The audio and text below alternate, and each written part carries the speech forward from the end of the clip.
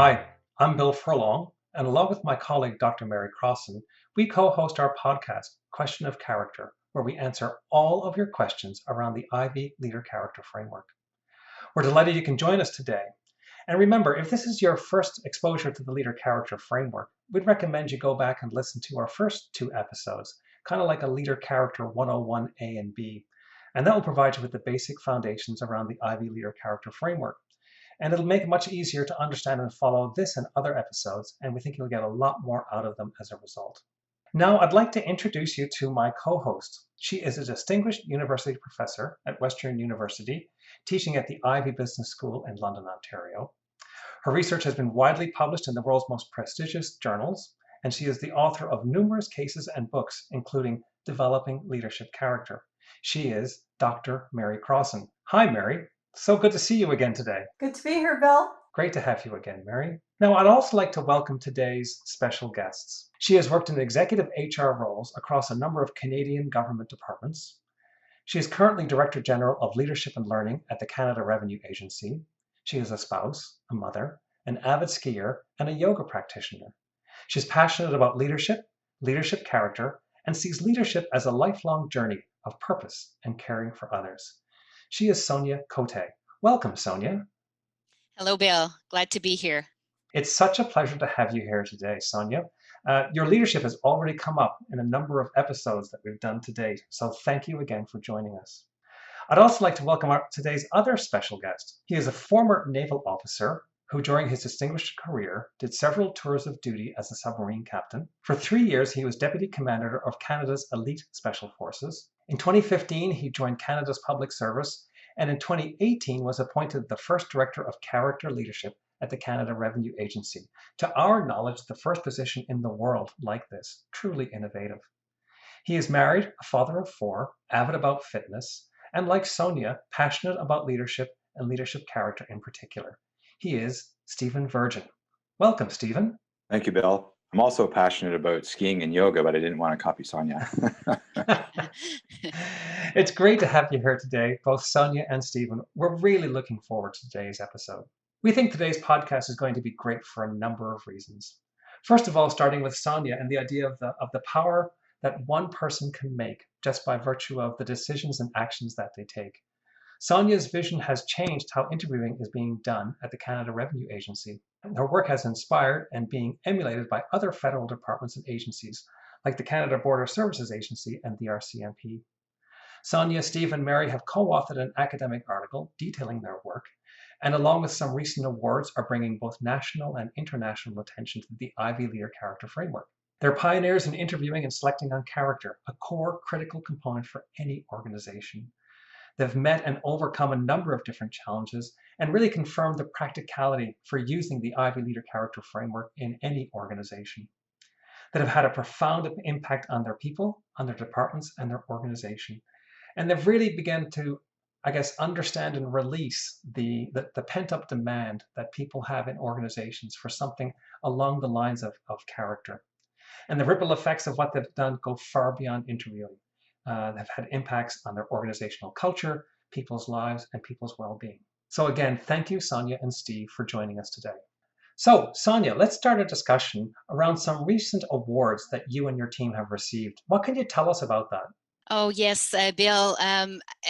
First and foremost, this is a team leadership award for HR in the Federal Public Service. And it's named after a head of HR who was a trailblazer across government. Her name is Michelle Secomo. This is an annual event that recognizes extraordinary work in HR across departments and agencies. And it's a great opportunity to recognize individuals and teams who demonstrate excellence in people management and emulate the type of behaviors that we value at work. Fantastic. And were you surprised to have won the award? Did you have any sort of warning about it, or did it just really sort of come out of the blue? Well, there were many teams who were identified as part of this award. So it was a surprise because when there's a lot of competition out there, you never know who's going to come out as the recipient of the award. It really was a great honor to be recognized around peers. There's lots of amazing people in HR doing incredible work. So to be recognized for effective people management across government, it really was truly an honor. And the team at worked extremely hard at elevating the philosophy of character leadership, not just at CRA, but working with a number of different partners around Canada, across Canada. So it was very well deserved, and I'm very proud. Well, thank you, Sonia. Congratulations to you and to Steve. So, Mary, maybe we can go back to the very first time when you'd made some presentations to Sonia and her colleagues. And how did you, like, who invited you? Why were you there? What did you talk about? Bill, I was thinking back on that, and I'm not sure I can even remember the first moment, but I do remember an executive forum at CRA. Oh, and Sonia could probably clarify the numbers for me, but a couple of hundred people in the room, people all across Canada. It was a full day session, leadership session that CRA was providing. And it was their EX forum, and I was able to spend some time in that talking about leader character. And it just occurred to me right after that, things really snowballed. Things happened fairly quickly after that initial entree at CRA. So, Sonia, you were there that day. What did you think about Mary's presentation? And had you heard of leadership character before? So I can tell you a little bit about how I felt, and also perhaps give you a bit of background information around how I was asked to connect with Mary to find out about her work. Certainly, I had not heard about character leadership described in such a meaningful way before. The concepts, the theory described so eloquently by Mary resonated with me, and it was clear that it was founded on years of research as a result of the financial crisis of 2008. As someone who's worked in people management for a couple of decades, I knew that this was very powerful. I could make the link quite quickly to how this could support organizational excellence and employee well-being in our organization. And of course, what was more telling during that outreach activity with 400 plus executives was how people reacted to the presentation. So they were engaged, they were excited, and as Mary said, they wanted more and fast. If I go back in time in terms of why we reached out to Mary, in 2016, I was tasked with developing an approach to better engage the executive community at the Canada Revenue Agency. And one of our very senior leaders in the organization mentioned that I should start with developing leadership. So thinking about who leaders are and understanding that this is what matters most in our organization. And he said, you have to talk to Mary Crossan at the Ivy Business School. And I was intrigued, quickly followed up on the request. And this remains one of the best course of actions I've taken in my career. Of course, when you think about the model, it's profound, it's powerful, it's complex. There's a couple of, there's a nuance in a sense that it's complex because it takes a lifetime to master and perfect, much like an athlete. But at the same time, it's easy to understand. It's so well researched, and it's applicable to private and public areas, in my opinion. So, of course, I was very inspired. And I could see the number of applications in HR management and in our programs at the agency. So then you reach out to Mary and you have a conversation with her. So where did you go from there? Did you have some sort of an idea? Did you have some sort of a vision in your mind as to where you wanted to take this? It's interesting because at the beginning, the expression I would use with the team was a cake is baking. Um, uh, I knew we were on to something. I knew there was something really profound we could do with character leadership at the agency, but I wasn't sure exactly what it would look like. As I said earlier, I wanted to link this to organizational excellence. I wanted to link it to employee well-being. I wanted to start with awareness and development of our employees, hence why we invited Mary to our executive forum. I felt very strongly that we needed to have a certain level of awareness in our executive community before we could tackle any other areas of integrating character into the organization.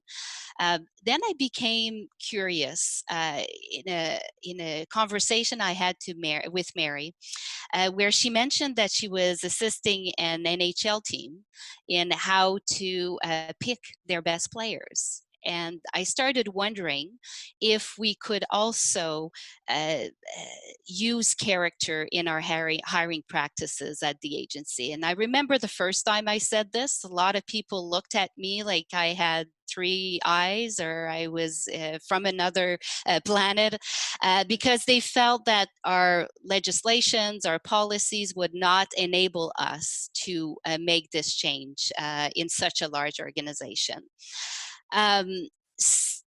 So I was thinking about how do I make the connection so that people can see the possibilities.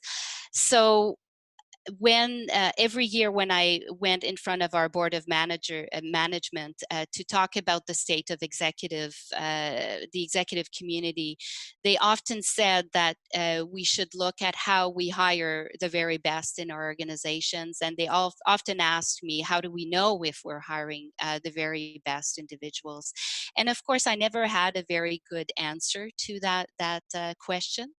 The other element that was that was at the forefront of the reflection for the board of management was the demographics of our community, of our executive community, knowing that a large proportion of our executives were eligible for retirement in the next few years.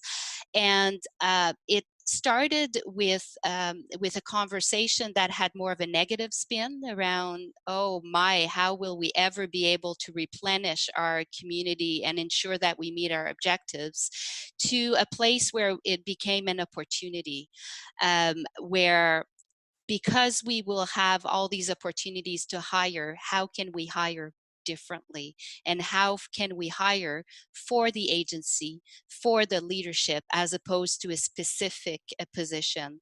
And what I realized as well during these years of exploration is that there were a number of disruptors at all levels of the organizations who felt like me, who understood that to have great leaders in organizations, perhaps we needed to focus less on the technical ability and really focus on who the leaders are, what they brought at the table, and perhaps start thinking about what that could look like in our hiring processes. So you faced, some very significant obstacles. You're thinking about how, like the structure you mentioned before, the existing practices.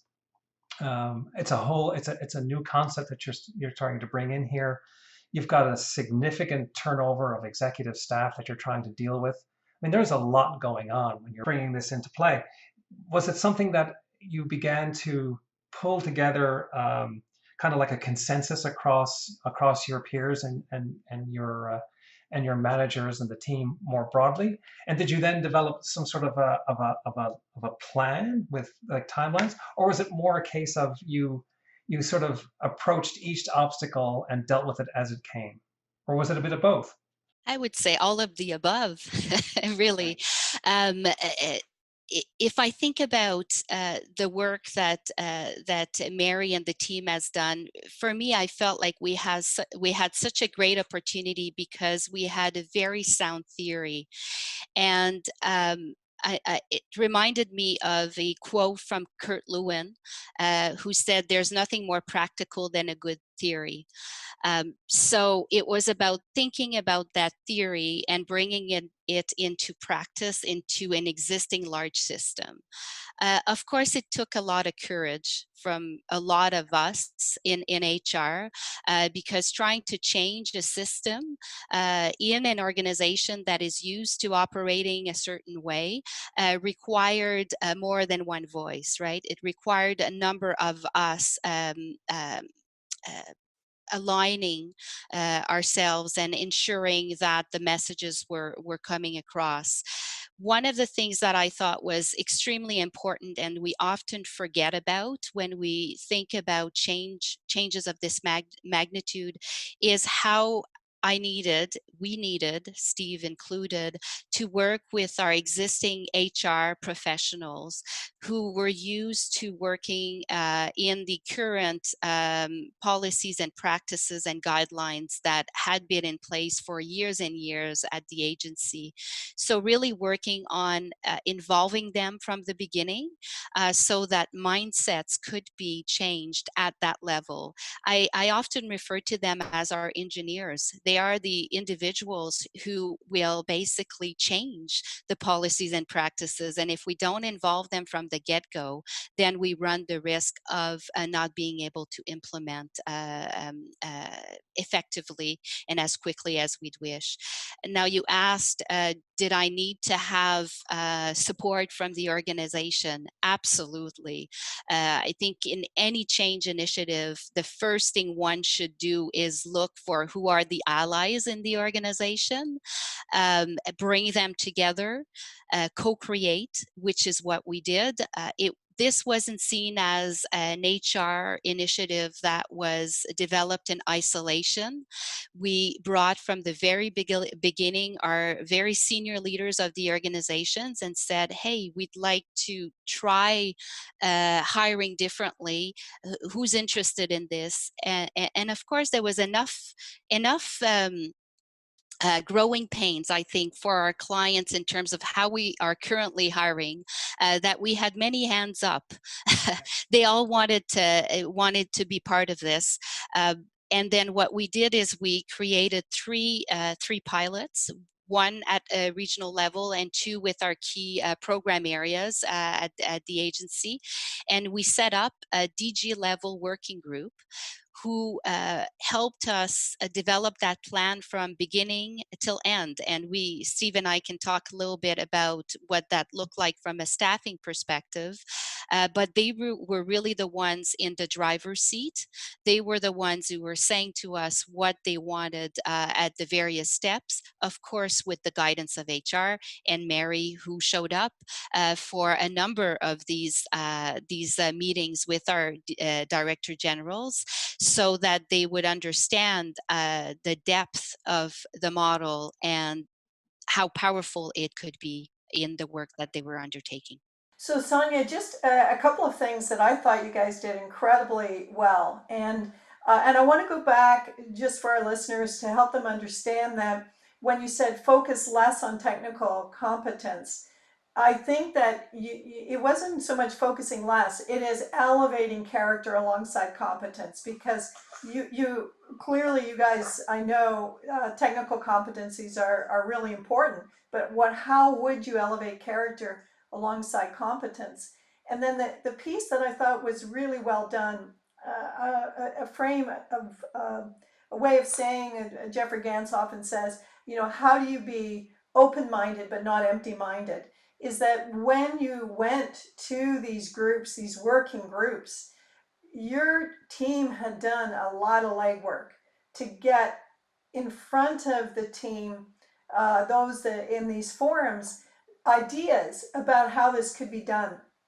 And so if I roll it back to me working with your team in those early stages, what we wanted to do was look at end to end how did you select on competencies, right from your posters through to the interviews and understanding reference checks and looking at all the documentations to say, well, what was the parallel structure? If you were going to insert character into that, what would it look like?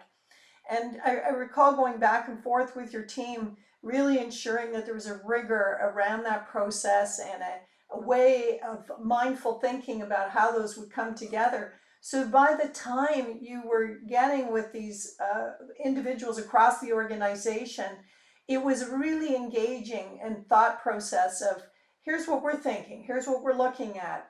Let's kick the tires, let's see what's going on.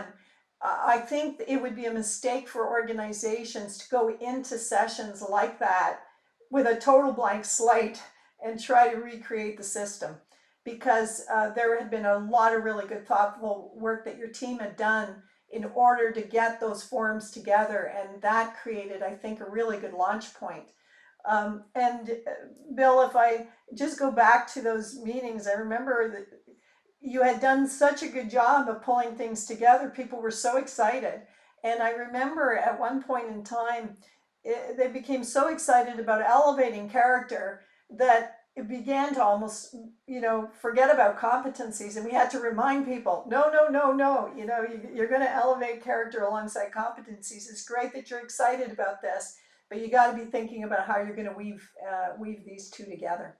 Yes, and Mary, thanks for the clarification, because as I was saying earlier, there was a lot of work that needed to happen with the HR professionals to ensure that we were respecting the current standards that we had chosen to adopt from our Treasury Board Secretariat.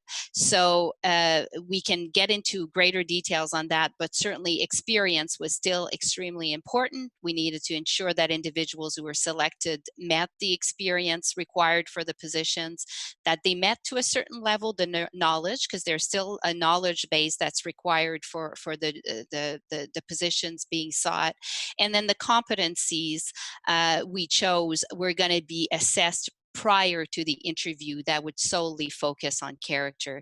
And I'm reminded every week of the importance of the model that IV has created, the 3C models, when there's this misconception that individuals believe that we're now focusing solely on character. I have to backtrack and say, no, we're implementing a 3C model.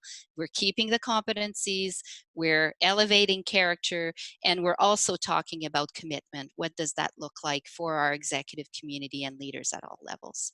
So that's a great clarification and more great background. Sonia, you must then have thought with all of this work that you needed to, I guess this came about the role of the Director of Character Leadership. How soon did you decide you needed that role?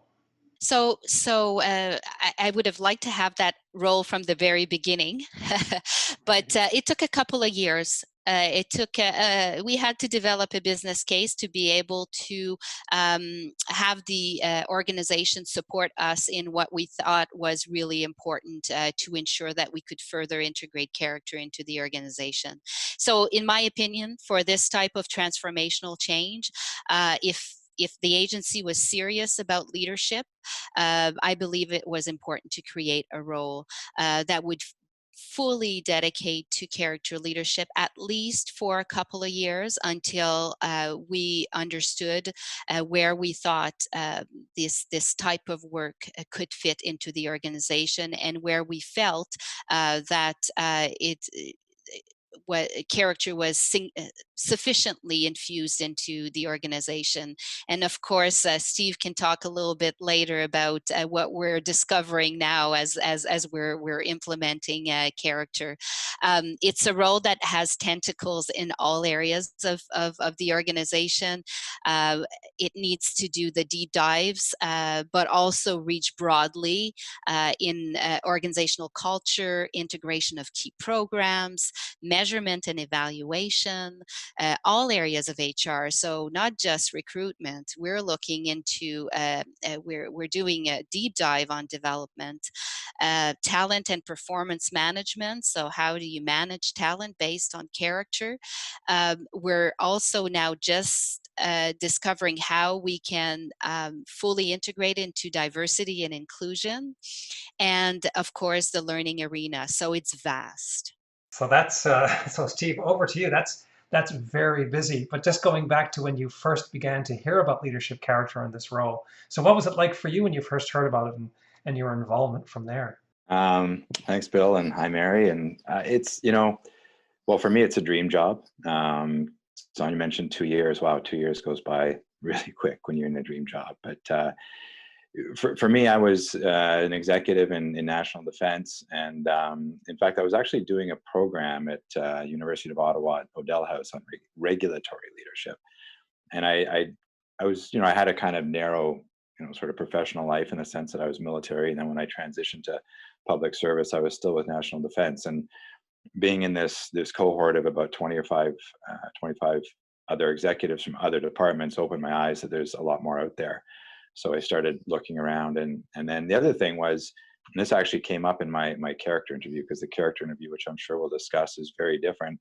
But I remember saying to Sonia when she interviewed me for this job that I was uncomfortably comfortable in my role in D&D. I knew everybody. I had networks. I'd been there for 30 plus years, and I was looking for a change up. And I saw the advert, and Sonia mentioned the vast amount of things we look for in a traditional government interview. But the character poster was completely different, as opposed to pages and pages of requirements. It was streamlined, even visually it was appealing. But the main thing is it said the agency is embarking on character leadership, looking for a director. And if you think you're the person for the job, just write us and tell us why. So that really caught my attention. I was at an age and stage of life where I only applying for jobs that it really sort of caught and piqued my interest. And it was an interesting approach, because I saw character leadership, and after all my time in the military, I've studied leadership, I've practiced it, of course, and through the professional military education, studied all kinds of models, but I had not really been exposed to the character model. And I looked it up briefly because it was on the poster, but then I actually decided not to look past, just one article that I saw that Mary and her colleagues had written, because I didn't want to be tainted, I guess, or biased is maybe a better word. When I went into the interview, it said, we're looking for people, leading from who you are. So I thought, I'll go into this interview, just sort of, tell it like it is and see what it's all about, and take it from there. So I didn't know a lot about it. Now I live it and breathe it. It's just, it's all consuming in such a good way. It affects my personal life, professional life, family life. It's an amazing journey. That's fantastic, Steve. So now Sonia and Steve, you're getting together, it looks like, in 2018. Sonia, the program's already got a certain degree of momentum behind it, and now you've got Steve on board. Where does it go from here? Did you have a sense of a strategy and a plan and objectives around that? So I'll turn it over to Steve, because I left when he arrived. I left for vacation for a month, so he had a full month to create the plan. Yeah, it was actually a really unique opportunity, because you get so busy, and in I'm sure every job out there, you just get consumed. So it was a very unique starting point, or lily pad, to all of this, because as Sonia mentioned, I had a day. So I show up in the CRA. I have no networks. I don't know anybody out of 40,000 plus people. I had a few hours with Sonia, and she said, so basically come up with a strategy and a way to infuse this and make it real and make it powerful. And I'm off to Portugal for a month, and I'll see you in September, and we can check back in. And I actually thought that was amazing. And in fact, that sort of style of leadership that Sonia has still exists to this day, where she paints the big picture, doesn't tell me how to get there. She just tells me what she sees in the future, and then she gives me the latitude to take us there. So it's a great approach. So I had a month plus, I actually had sort of 3 to 4 months. We built a strategy. I mean, that was the fundamental starting point. I was given the resources to hire a team of 10. I didn't hire the 10th person until well over a year into it. Really took my time on who we picked and hired into the team. But we had a few months. We built a strategy and hired the first assistant director. Tons of outreach. Sonia mentioned the director general working group. I ran a whole influence activity matrix, looked at who's who, and did some of those fundamentals, and then built a sort of 4-pillar strategy, if you will. I kind of looked at it as not so much change management. I know there's a lot of doctrine on change management, but we didn't want to over engineer it. We wanted to respect the theory, the credibility, the legitimacy of the theory. We wanted to make it resonate with people, and we built a strategy that Sonia and I took forward later that fall, and was received with open arms, and we got the green light to just run with it. It was great. And at the beginning, was the focus on really the interviewing aspect, as Sonia had talked about before, or was it starting now to take a more different avenues and routes and different areas? We had a number of discussions, and we decided to shift the emphasis because partially, I'm sure my own bias came into it. I've been through interviews like many people in the world and in the public service, and I find through my own personal experience and through discussions with colleagues, we didn't want to get too focused on the interview. We didn't want it to become about passing a test. So when we built the strategy very deliberately, the number one line of effort, to use a military expression, was development. I think we economize on the development of leaders in most organizations, including the one where I spent most of my life. And so some good chats with Sonia, and we said, no, let's focus on development. And if we develop leaders, all 45,000 of them in the CRA, with a view to, and by the way, someday you might be evaluated on this in an interview, but that's a byproduct. So development became the first line of effort, but not at the expense of the interview, because the interview to this day is still an evolution of education and getting people to a place where they can conduct it, where candidates can be at ease in the interview. It's a very, very big part of what we do. It's probably one of the things folks we talk about this with, and Sonia can tell you, it's many that we interact with both in private and public arenas. They're very focused on the interview, but once we start talking about the developmental piece, and actually part of the interview is a developmental piece, we'll come to the feedback later, I'm sure, then the development really starts to take over the conversation, because that's the profound part, I think, that Sonia's talking about. So you've mentioned a number of times, Sonia and Stephen, how interviewing for character was one of the focuses that you had. And it's also the article that's been written that you've co-authored with Mary really focuses on your experience there. So can we just talk a little bit about that this focus that you have on interviewing and selecting for character? Describing, for example, how you would adapt an existing selection process to incorporate leadership character. Okay, so maybe I can start, and Steve can talk a little bit about the feedback piece after.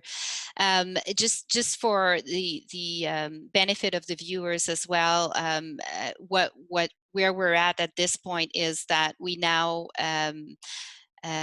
hold all of our entry-level executive interviews. They all have character leadership now, so that's a decision that's been done at the organizational level, and we're starting to slowly integrate it into our more senior level positions at the executive level. We're piloting at the non-executive level this year, a couple of pilots as well, and I think it's important I share that. The organization wanted us to move much faster than we did, but I think one of our roles is to also put the foot on the brake when we want to ensure that it's a very deliberate and credible approach. So in everything that we do, we want to make sure that we're training our board members effectively, that they have what it takes before being able to take this on, and that our candidates are fully aware of what the expectations are of them in this new way of being. we've noticed that if we did not take that much effort into it, it could probably put the whole approach at risk. So certainly we can talk about lessons learned there, but I think that's important to share that deliberately we're going more slowly than what the system wants of us. So if we think about the process itself, the staffing or the recruitment process itself, it starts obviously with the job poster that we advertise to our communities, and we work very closely again with our clients to create these posters in a much more streamlined way. So from the very beginning, that was one of the highlights of the change for us. So posters, if you have seen what they look like in government, could be 10 pages to 12 pages in length. So we really streamlined, and probably that was what caught Steve's attention, 1 to 2 pages at the most. A lot of emphasis on leadership, character leadership, of course, and elements of competencies is also identified in there, and elements of the knowledge factors. So what Mary was referring to earlier, it was important that people understood that we were still going to do that full assessment. We've received lots of comments on the job posters from candidates and from clients that it's often what's for candidates made them want to apply, especially individuals from other government departments. The screening, one of the things that we added on the screening phase is a letter that individuals had to write, 1 or 2 pages, as to why they wanted to become an executive and why the Canada Revenue Agency. And at the beginning, for a lot of the candidates, I think it was a bit difficult because nobody had ever asked them that before. They weren't sure where to start and what to put in there. But really what for us as board members is we wanted to get to know the individual there, and this also helps us ask the first 1 or 2 questions at the interview around the individual. So that changed. And of course, in the screening, we use that information is if we feel there's not enough depth or a sense of purpose demonstrated by the candidate who's interested in becoming an executive or moving up, it can be a way to screen out individuals in the process, along with years of experience, education, and knowledge.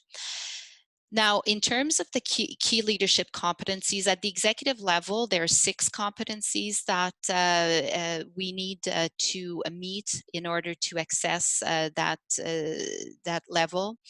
We decided that that was still important, and as Mary said, quite a few of our clients had said, "Oh, we don't want to do this anymore," and we did convince them that it was still quite important to have that rigor on competencies. So one of the elements that was really important for us as well was to continue to assess key leadership competencies prior to the interview, and that is being done either via a written test or via a video that the candidate sends to us ahead of time.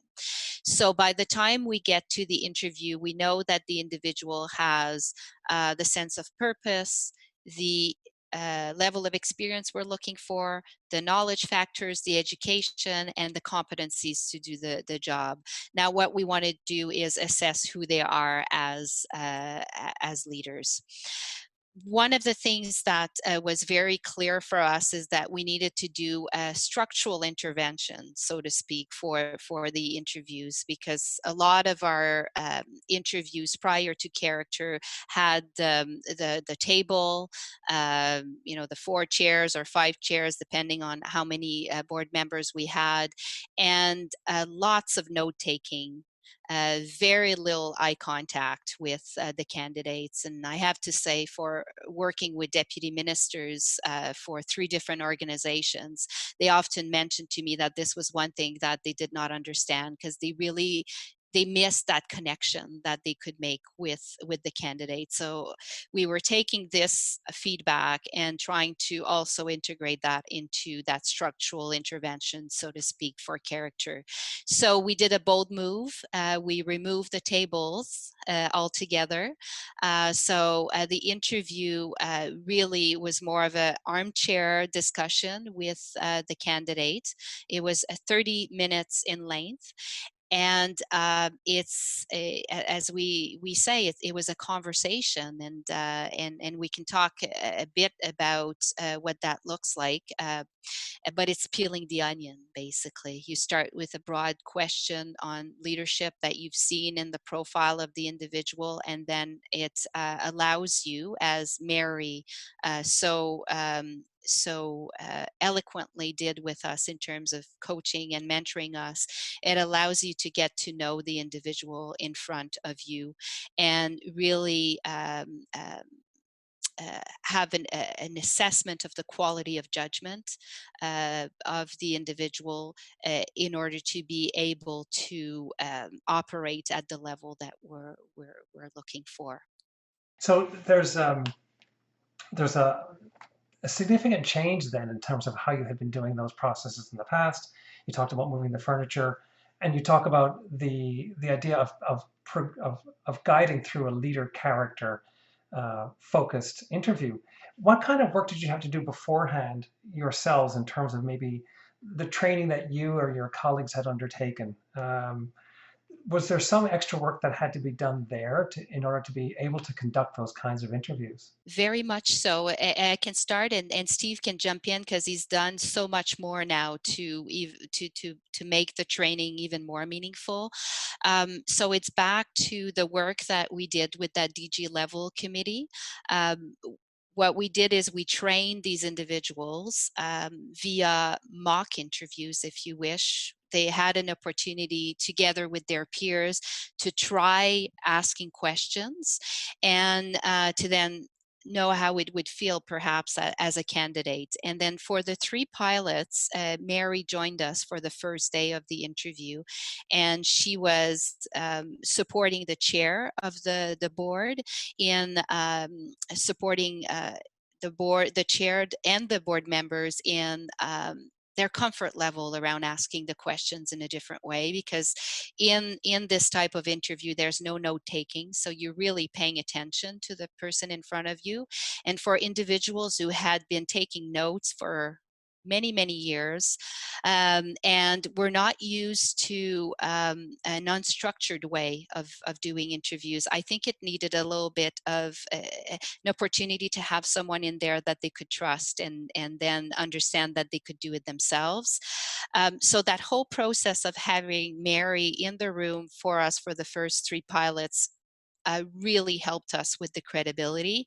And then we had, let's say, a handful of other DGs who became quite comfortable doing this. And we used them for the next sessions of training of board members so that they could, board members perhaps who were not as comfortable jumping in, so to speak, could talk to their peers and say, okay, so you've done this, and they could ask some questions and start feeling a little bit more comfortable. So having now done this for 2 years, we have a pretty good inventory of people who are used to it.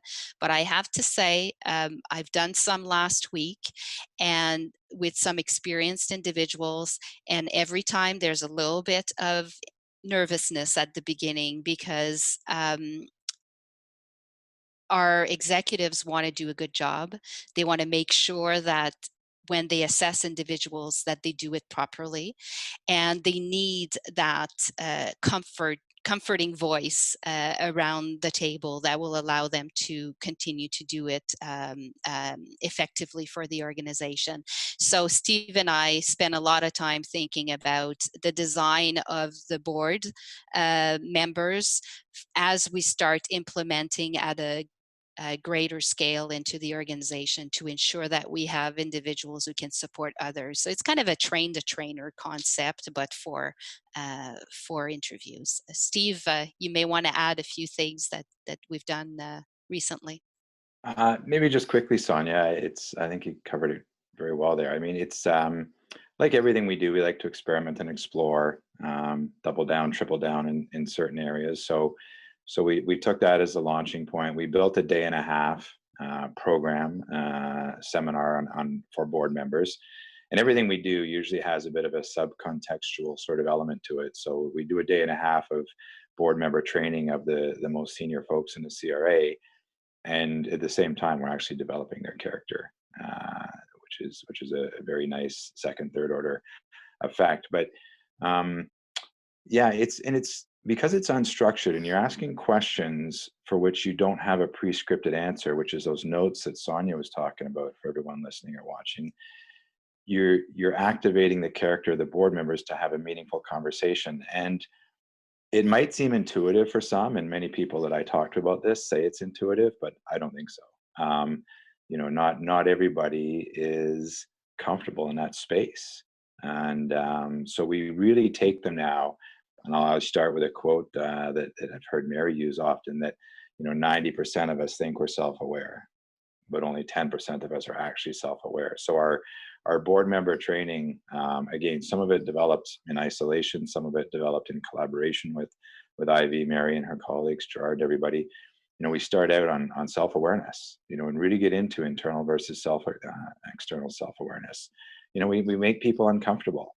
Our assistant director for development of character, she gets people dancing and takes them between that sort of green, yellow, red spectrum, and gets people into the yellow to show them what it's like to be there, because that's the experience as a candidate. So we call it the candidate experience. And as Sonia mentioned, we've really gotten into we call them mock, but they're real. We do real interviews. We don't assess. We don't take it to the level where you're being assessed, but we take, for example, a senior person, an assistant commissioner, one of our most senior folks, and put them in the interview seat and interview them and let them know what it feels like. And so it's a very engaging day and a half. We do an orientation session and a sort of just in time session for the board as well, because we need those board members to gel. We do the broad training for everybody, and then just prior to an interview process for those 5 people, we bring them together because they have to gel. They have to share their biases. They have to be open to having these conversations with people. And it's going well. But as Sonia says, we're learning all the time, and we probably won't get into the measurement and evaluation framework today in terms of time, but we are measuring it, we're evaluating it, collecting tons of data in qualitative and quantitative means, and refining as we go. Plan, do, measure, adjust sort of approach. Bill, I'd add a couple of things, my observation about the interview process, because I know Sonia and Steve will probably, all the questions we get is like people saying, well, what are the interview questions? Well, give me the list of questions. And we really reinforce it is not a set of questions that you're asking, and it's not about trying to have a question for each of the dimensions of character.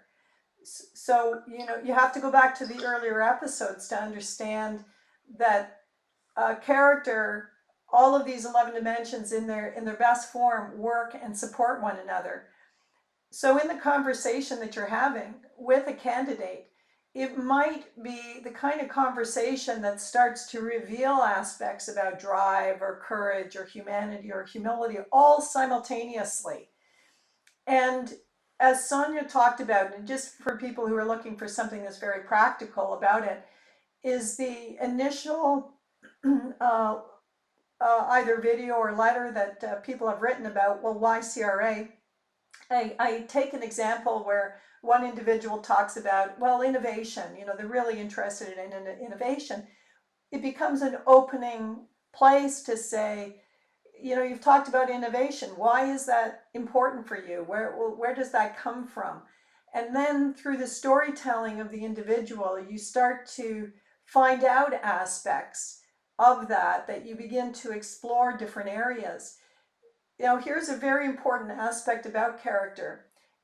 Easy way to think about it is that you're really trying to understand in general, is it weak character, strong character, or do you get these imbalances? And particularly at the executive level, because we've privileged a lot of dimensions like courage and accountability and drive, and we've underweighted on things like humility and humanity.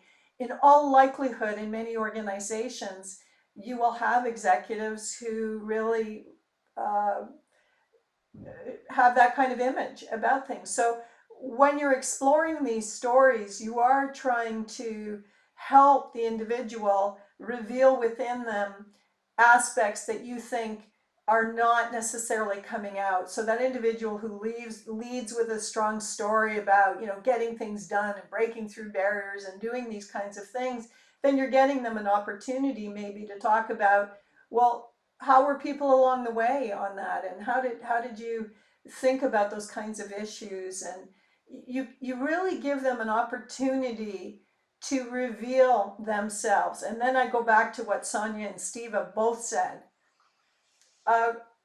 A really good character interview / conversation is one where individuals who are involved in that are developing character themselves, because the more you're working on it, the more you begin to see where these challenges are, what things are about, the more you empathize with the person that is on the other side of the table. And I love the notion that Steve just talked about, is that even in something like board member training, you are actually working at developing that very character muscle in the process of going forward. And the last thing I would say, which is also picking up on Sonia's point, I have never seen people who aren't nervous about doing this. I've never seen people who aren't skeptical, and a good, healthy skepticism. And I would say that it's after they've done either what Steve said, it's not even a pilot, it's a real interview, after they've engaged in that, and then after they've done that, first day, Sonia, where they're working together, they're like, wow, this works. And so I think it's really helpful for listeners to realize that it's like a lot of things in life. Until you step into the experience, you keep yourself an open mind, you engage, that process, and then you realize the aha moment as you're in the midst of it. And I would say how important it is to engage allies along the way in order for this message to be repeated.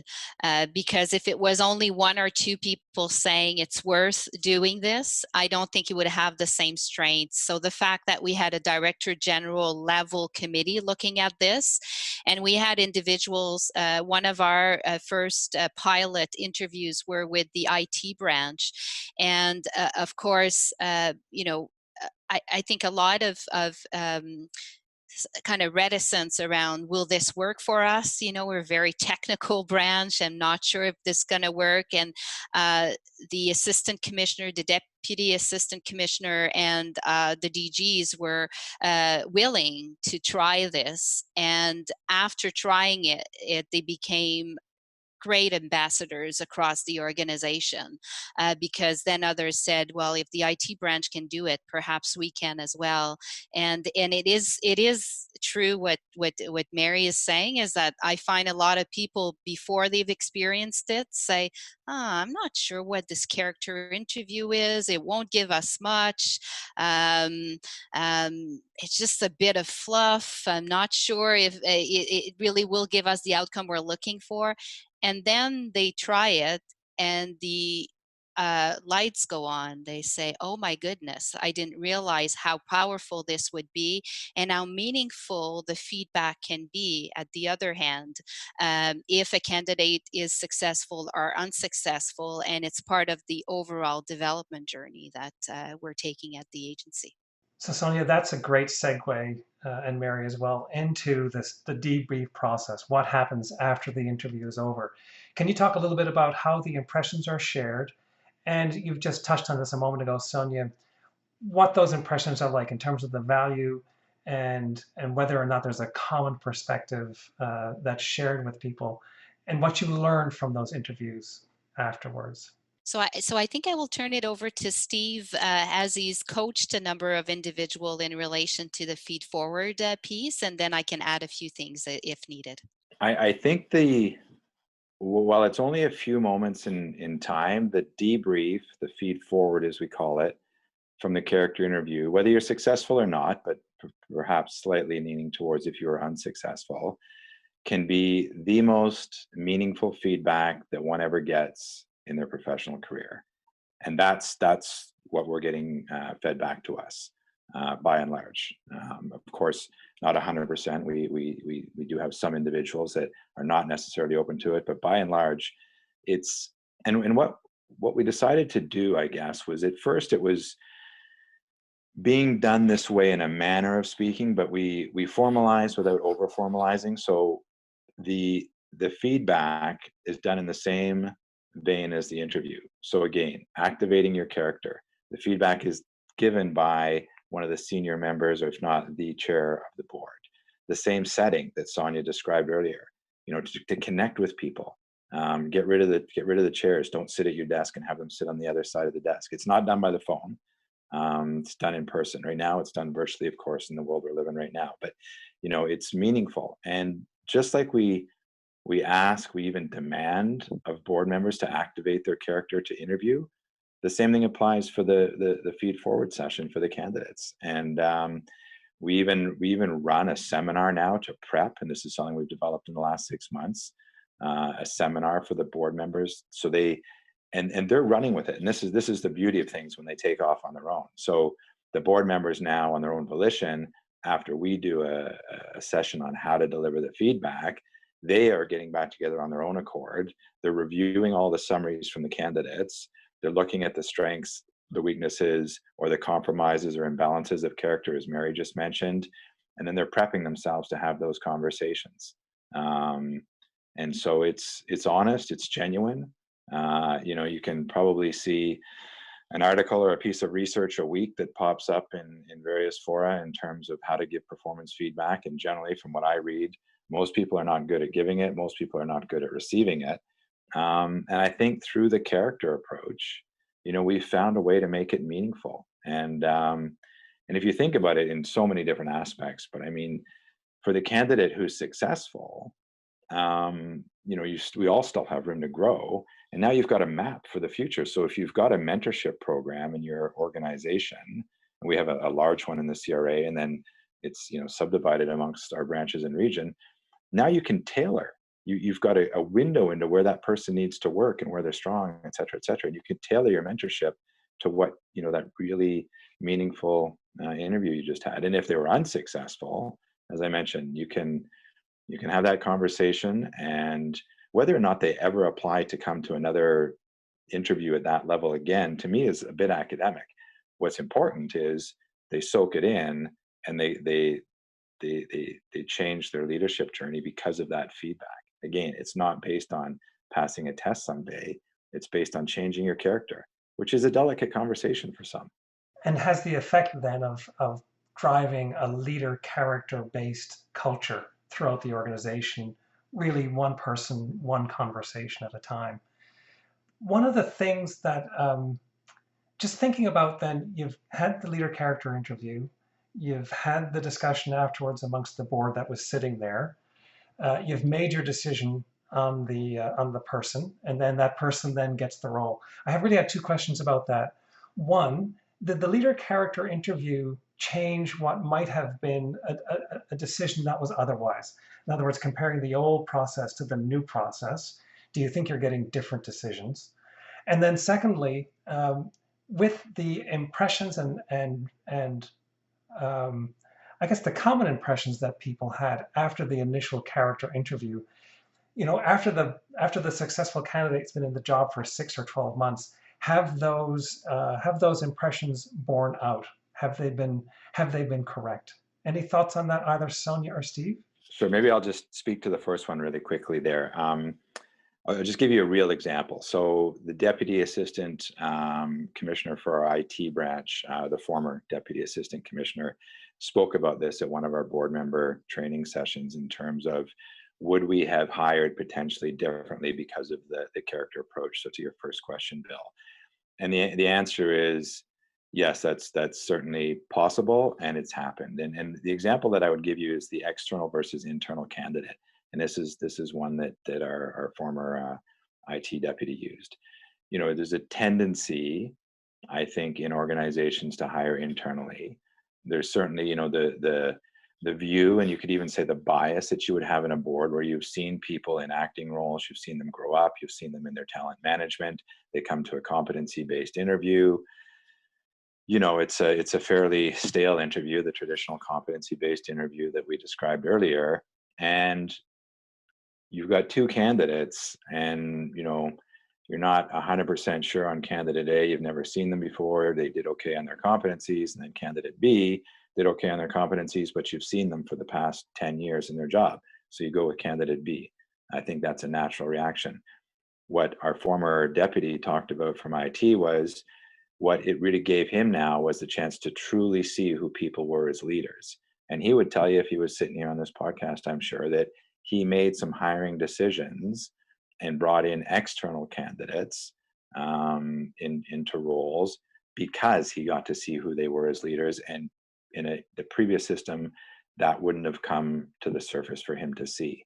And when he was telling this at the board member training, it was about 6 months later, and the candidate was knocking it out of the park. So he was pretty happy with that one. I can also add that from sitting on many of these boards, that this shifts conversations, it shifts the debriefs, it puts more emphasis on areas that we had not put in the past. So the elements of humanity and humility and temperance are the three that come to mind for me right now.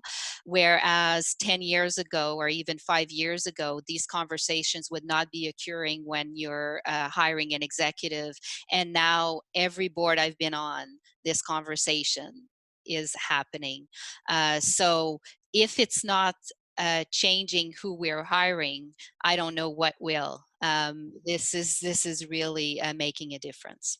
I would add, Bill, that the subject, as Steve brought up, bias comes up. And I think anybody who is listening to this podcast around selection, systemic bias, unconscious bias, those are really the areas that people are really concerned about. That's why the competency interviews are really structured, and we've got these structured responses, really to try to get the systemic bias out of the situation, because it's plagued areas of selection in the past. It is important, I think, to pick up that character itself and the development of character starts to help one understand what those biases might be.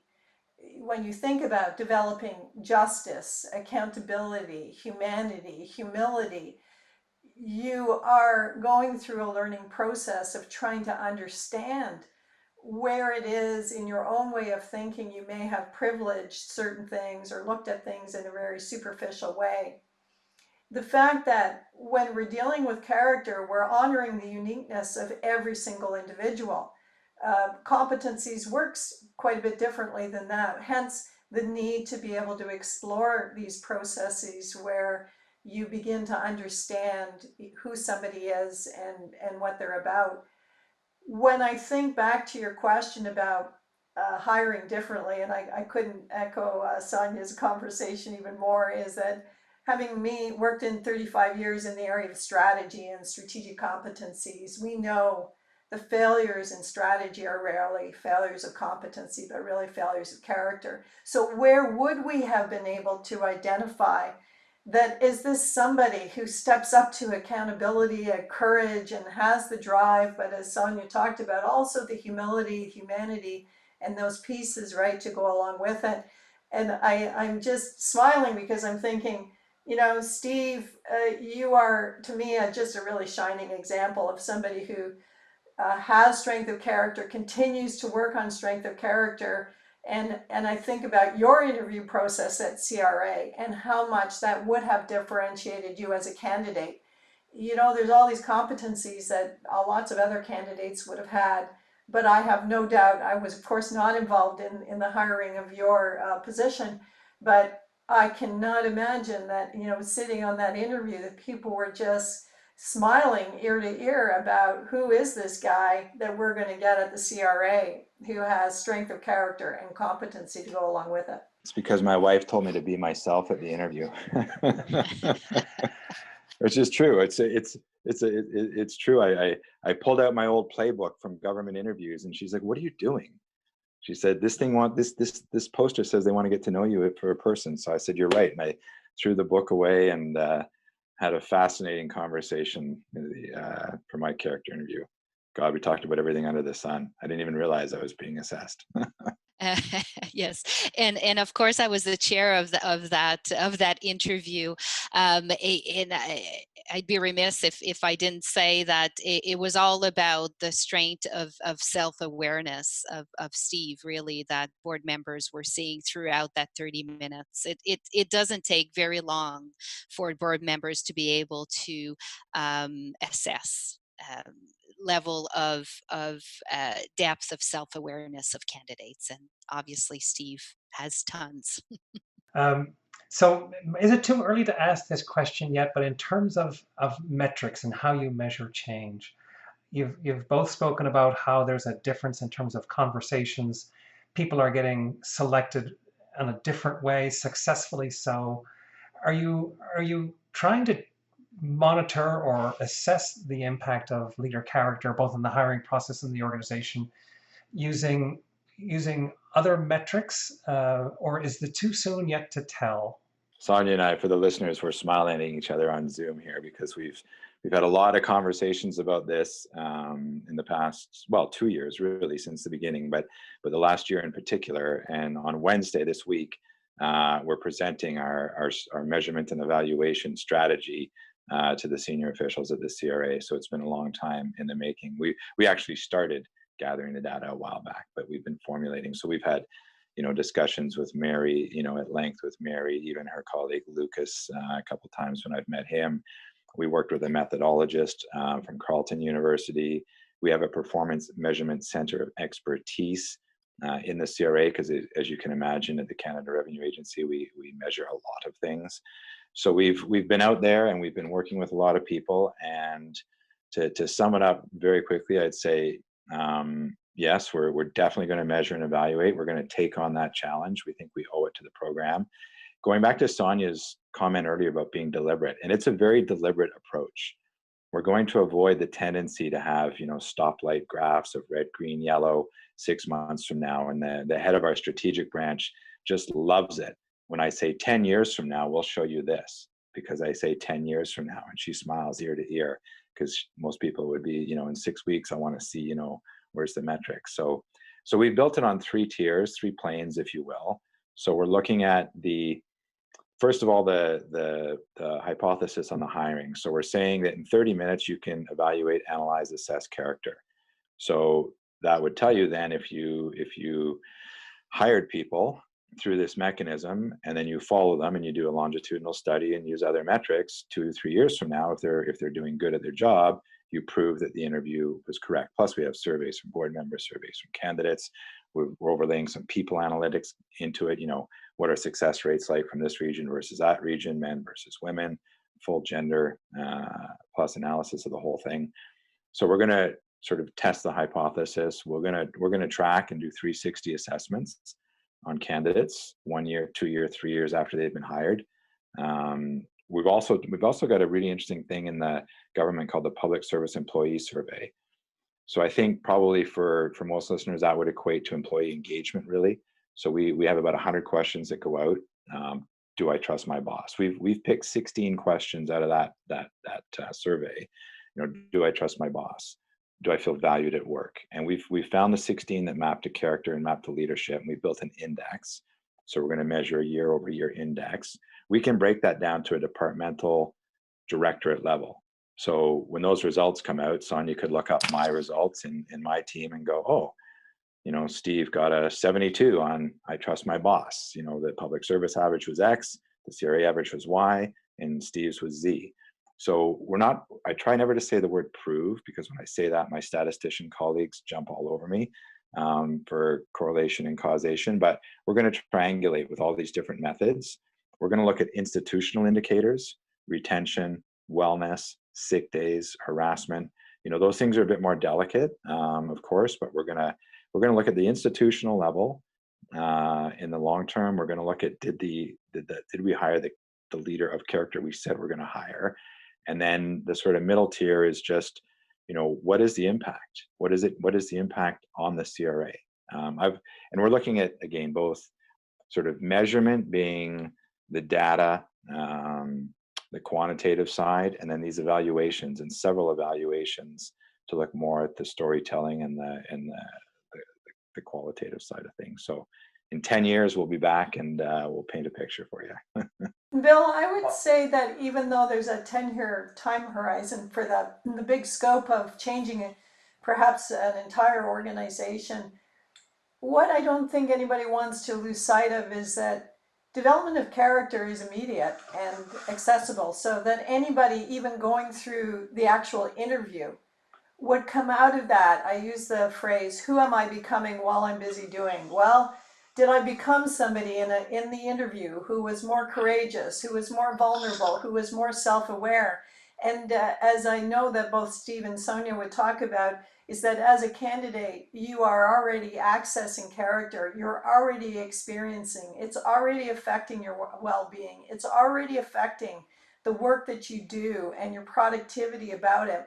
So at the micro level of the individual, you are going to see transformations that happen on a regular, 365, kind of cycle about things.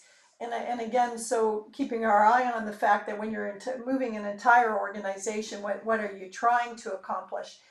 So for those of us, those are listening, is that you should be thinking about that developing character and character leadership should drive every single important metric in your organization. And so you were simply asking the question, well, is it driving it? And if not, what's going on? So the expectation is that it does influence individual level metrics, team level, organizational, stakeholder metrics. So it's pretty exciting. I think we talked about this right off the top. It has a vast kind of application. That's very exciting. And I don't think we want to wait 10 years, Sonia and Stephen, to have you back. And so as that starts to progress, I think that's a really interesting storyline that we really like to follow along. And congratulations for pursuing that. One thing I'd like to talk about a little bit before we start to sum up is, Sonia and Stephen, your organization has been looked at as an exemplar in other parts of the public service. Can you talk a little bit about some of the ripple effects that the program and the work that you've had has had on other departments? Yes, and I would say one of the characteristics or the leadership traits that we've encouraged from the very beginning was for us to be magnanimous. So that spirit of collaboration and generosity was more important for us than kind of saying this is CRA owned and we're going to just pursue our approach and initiative without sharing with others. So from the very beginning, we've set up interdepartmental committees to look at what we're doing, but also look at what others are doing, because there are some great leadership initiatives happening elsewhere. So we really wanted to have that opportunity to share as a big public service family.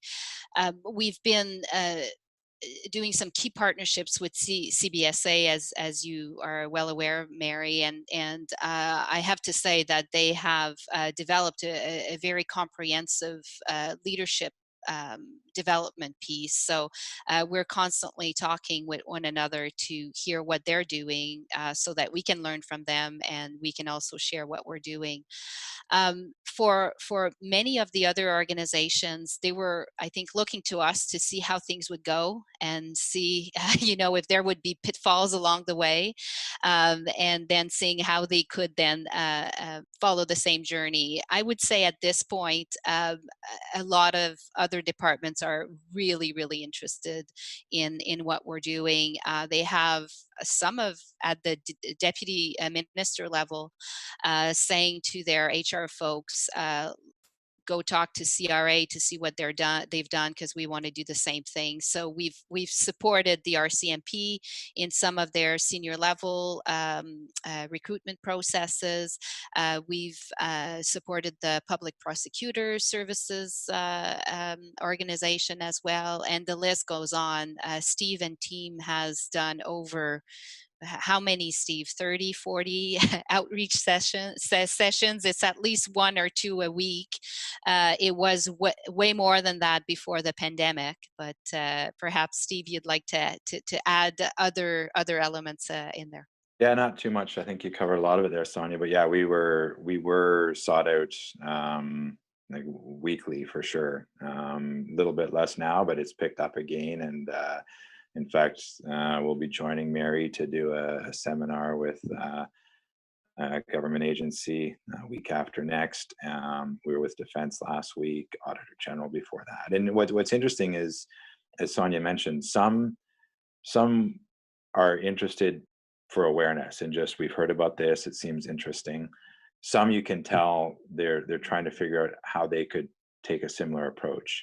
Some of it is from the top, and some of it is from the working level, thinking, "Ooh, how could we convince our organization to go this way?" I mean, it's one of the really interesting and I'll tell you, the easy part of this job is that it's a pull, not a push, you know. And I'd say a lot of jobs I've had in my life, you know, you're pushing, where there's such a pull here. So you know, it's tough in managing our time and keeping balance and finding time to keep it all in check. But there's so many that are interested. And as Sonia said, though, I mean, the work we did with the public prosecutor, I mean, they started out, you know, quick couple of sessions. The deputy there was seized with it. Sonia assisted him to do a senior hiring level process, and now they're running with it. They're off. They're doing it, and so yeah, I think it's and as Sonia said, we want to be magnanimous, and you know, help where we can. And our products we share.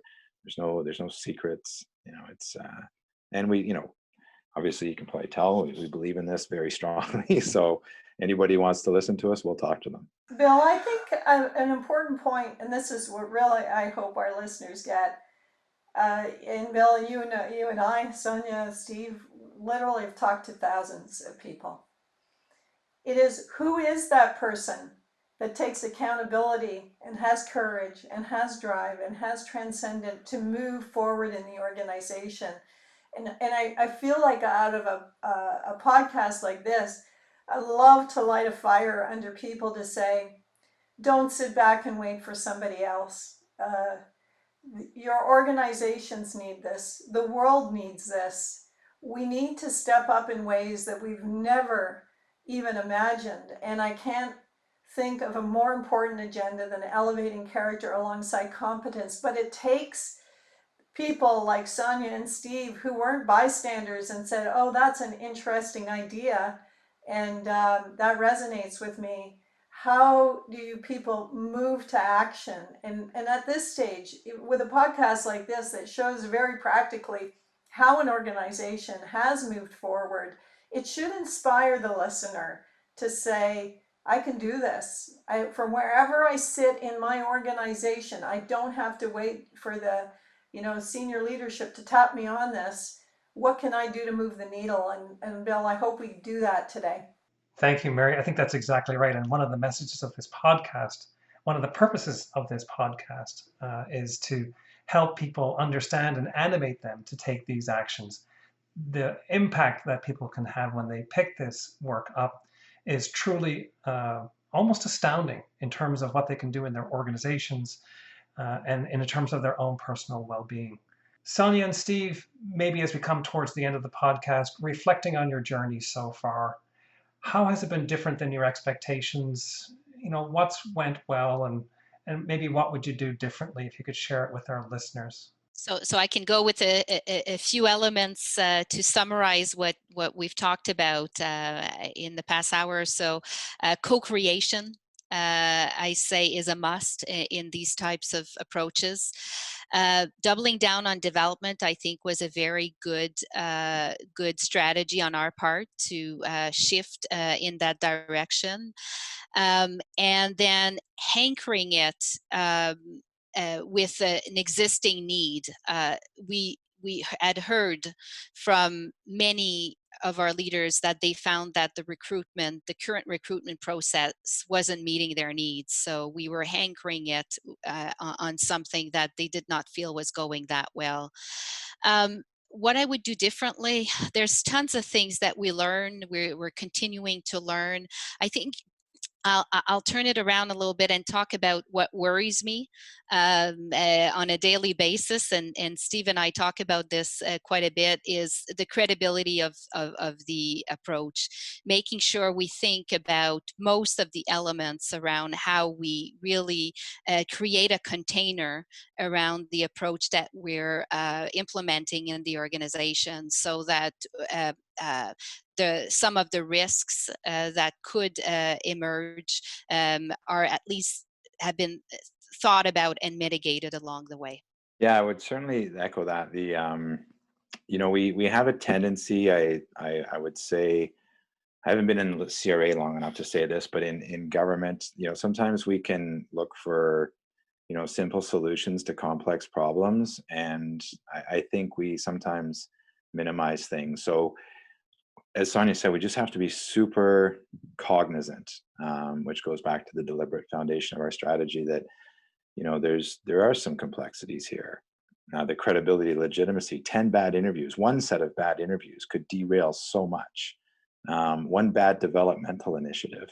We didn't really get a lot into the development today, but more so than the outreach, more so than the interviews, we are engaging in developmental activities across the CRA from coast to coast to coast, thousands of people.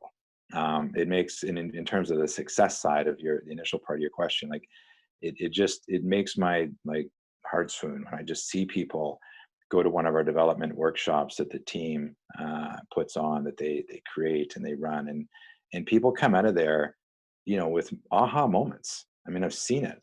I've seen people hugging. Who hugs in government? I mean, people come out of these, and I've seen people hugging each other. So it's heartwarming to see the impact of it. That's certainly amazing. We want to keep leveraging that. But not everybody's on board, and that's still part of the challenge, is to show people. And you can't. I used to work for someone who said you can't fight logic, or you can't argue with logic. So we're always going back to make sure that we're deliberate, we're presenting it to people, because we're human nature is human nature, as they say. So we still, as Sonia said, we still have to keep working with people and really honor that interview process, honor the candidates, honor the process. But it's a great space to work in, though. I mean, at the end of the day, as I said, dream job. Thank you, Steve. And Mary, you've been with Sonia and Steve for this entire journey. Any thoughts you'd like to add?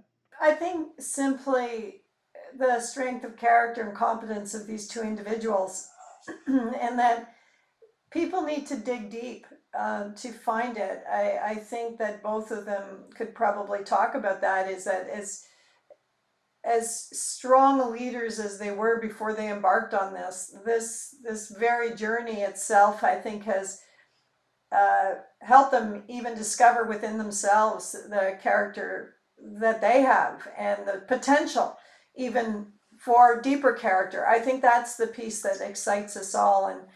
And I just maybe pick up on Steve's point as well of the push versus pull.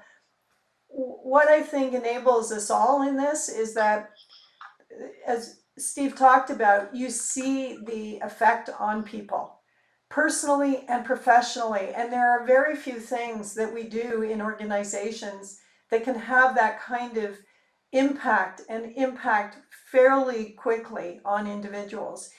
Even the developmental side of things that Steve talked about, getting the debrief, an individual could work on that right away.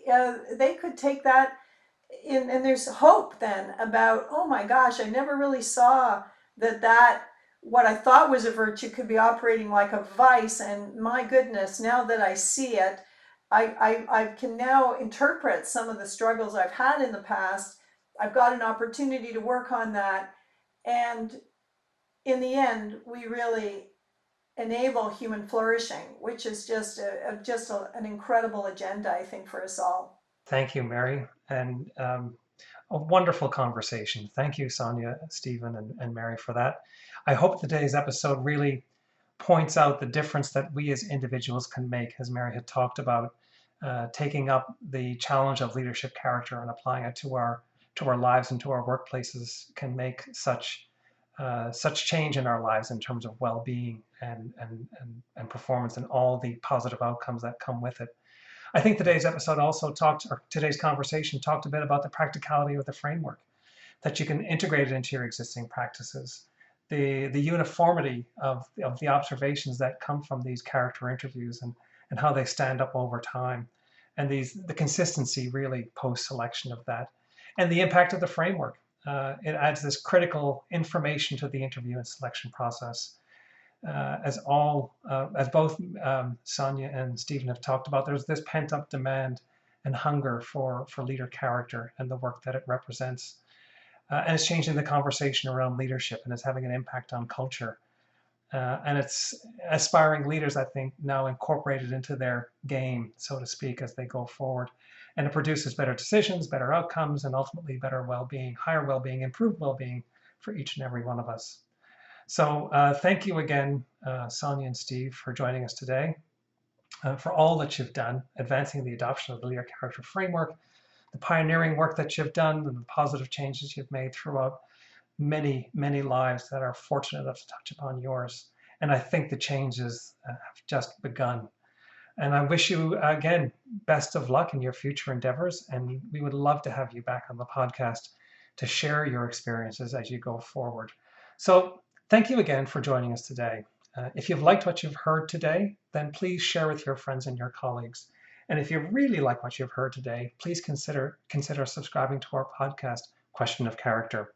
We also have a website, questionofcharacter.com, where we'll post the various resources and articles that have been referred to today. It's also a place where you can send us your comments and your thoughts and any suggestions you might have for future episodes. We will also post links to the Ian O. Inatowitz Institute for Leadership at the Ivey Business School, where there are even more resources, articles, and information about the Ivey Leader Character Framework.